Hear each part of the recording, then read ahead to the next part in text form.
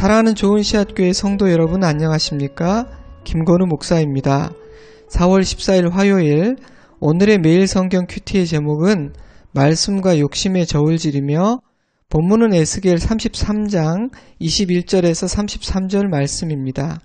그중 30절에서 33절 말씀만 읽어드리겠습니다. 인자야, 내 민족이 담 곁에서와 집 문에서 너에 대하여 말하며 각각 그 형제와 더불어 말하여 이르기를, 자 가서 여호와께로부터 무슨 말씀이 나오는가 들어보자 하고 백성이 모이는 것 같이 내게 나오며 내 백성처럼 내 앞에 앉아서 내 말을 들으나 그대로 행하지 아니하니 이는 그 입으로는 사랑을 나타내어도 마음으로는 이익을 따름이라. 그들은 내가 고운 음성으로 사랑의 노래를 하며 음악을 잘 하는 자 같이 여겼나니 내 말을 듣고도 행하지 아니하거니와 그 말이 응하리니 응할 때에는 그들이 한 선지자가 자기 가운데 있었음을 알리라.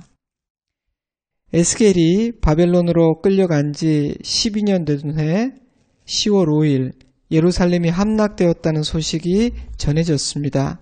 성이 무너진 지 이미 5개월이나 지난 후였죠. 그때는 에스겔이 소명을 받고 예루살렘의 멸망을 예언하기 시작한 지 7년여가 지난 시점이었으니 지난 7년 동안 에스겔은 자신이 전하는 하나님의 말씀 듣기를 거부했을 뿐 아니라 비웃고 조롱하는 이스라엘 백성들의 차가운 시선을 견뎌야 했을 것입니다. 그러나 선지자를 통해 주신 말씀 그대로 된 것입니다. 오늘 본문을 통해 우리는 몇 가지 사실을 묵상하게 됩니다. 첫째로, 하나님은 선지자의 입을 닫기도 하고 열기도 하신다는 사실입니다. 이것은 단지 선지자에게만 해당되는 일은 아닙니다. 모든 입술의 주인이신 하나님은 입을 열고 입을 닫는 일을 하십니다. 그 도망한 자가 내게 나오기 전날 저녁에 여호와의 손이 내게 임하여 내 입을 여시더니 다음 아침 그 사람이 내게 나올 그때에 내 입이 열리기로 내가 다시는 잠잠하지 아니하였노라. 여호와의 말씀이 내게 임하여 이르시되. 에스겔 3장 26절을 보면 하나님은 에스겔의 입을 막아 벙어리가 되게 하십니다. 그런데 예루살렘 성이 함락되었다는 소식이 전해지기 전날 밤에는 에스겔의 입을 여십니다. 에스겔 자신의 의지가 아니었습니다. 하나님의 의지였습니다. 그는 자신의 말을 하는 사람이 아니라 하나님의 말씀을 전하는 자이기 때문입니다. 그러므로 선지자는 함부로 입을 열거나 자신의 뜻을 말해서는 안 됩니다. 하지만 이것은 오직 선지자들에게만 해당되는 일은 아닙니다. 모든 입술의 주인은 하나님이시기 때문입니다. 마지막 날에는 그 사실을 더욱 기억해야 합니다. 말세에는 수많은 말들이 오고 갈 것이며 말의 심판이 있을 것이기 때문입니다. 세상이 악해지고 많은 사람들이 악의 쓴뿌리에 사로잡히게 될 그 말세에는 말과 글이 살리는 도구가 아니라 죽이는 칼이 되기 쉬울 것입니다. 사람들은 하나님의 마음과 관계없이 자신의 말을 하게 될 것입니다. 얼마 전 있었던 설문조사에 의하면 누군가를 아프게 하는 글은 사악한 범죄이기에 법적으로 대응해야 한다라고 대답한 사람이 73%였다고 합니다. 나머지 사람들도 규제와 캠페인이 필요하다고 대답했으니 모두가 말과 글의 폐해를 심각하게 느끼고 있는 것입니다.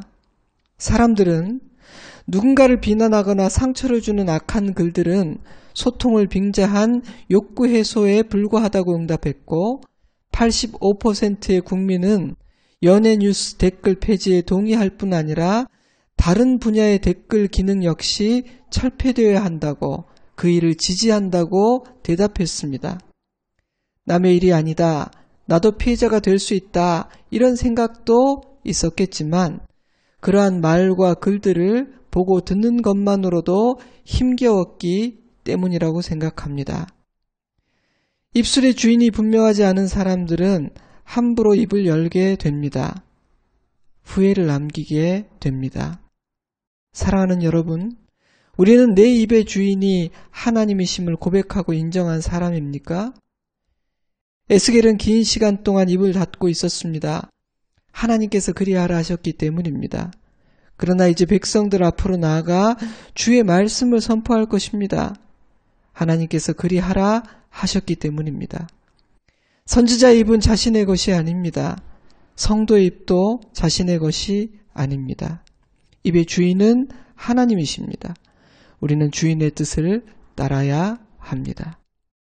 둘째로, 마지막 날의 선지자들은 존중받지 못할 것이라는 사실입니다. 말씀을 전하는 자의 권위와 위신이 땅에 떨어질 것이라는 의미입니다.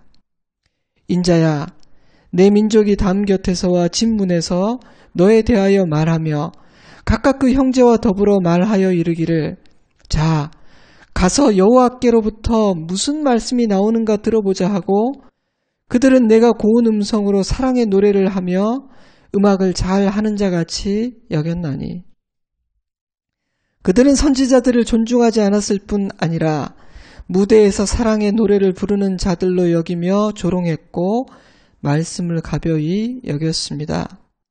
물론 전하는 자의 책임도 큽니다. 그들은 영적 권위를 잃어버릴 만한 많은 일들을 했기 때문이지요.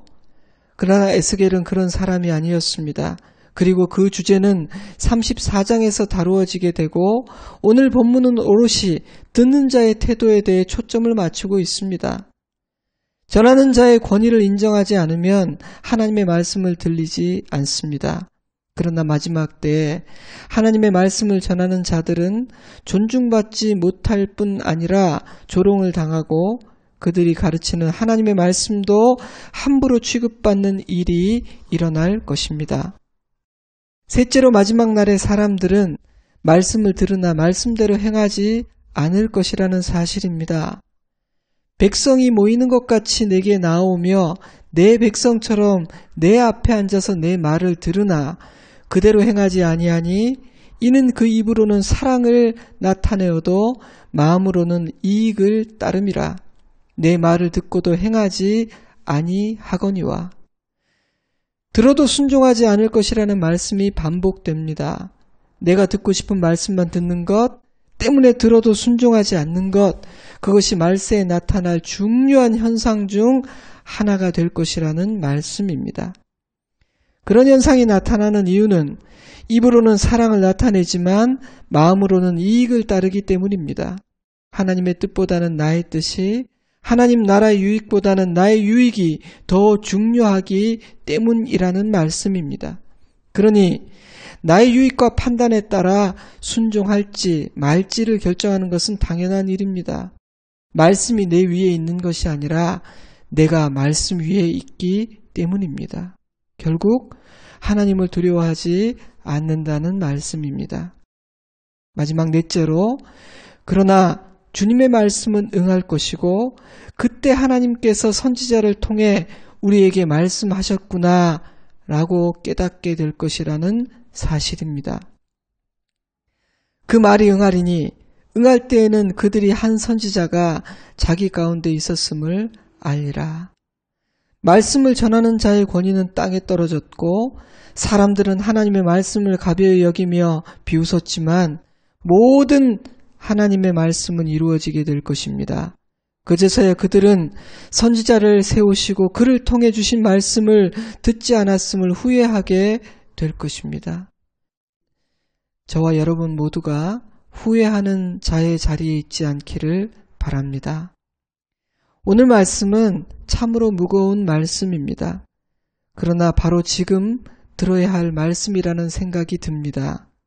정해진 순서를 따라 묵상하고 있기는 하지만 하나님은 언제나 바로 지금 이 순간 내가 들어야 할 정확한 말씀을 들려주고 계심을 우리는 확신하기 때문입니다. 에스겔을 통해 주시는 하나님의 말씀 앞에서 잠시 묵상해 보시기 바랍니다. 혹시 말세에 일어날 이런 일들이 내 안에서 일어나고 있지는 않습니까? 여러분의 주위에서 이런 일이 일어나고 있는 것이 보이지는 않습니까? 그렇다면 무엇을 기도해야 하겠습니까?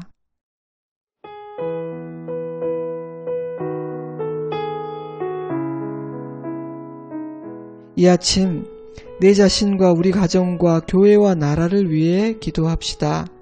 내 입술의 주인이신 하나님의 뜻을 따라 입을 열어 기도하는 시간을 가집시다.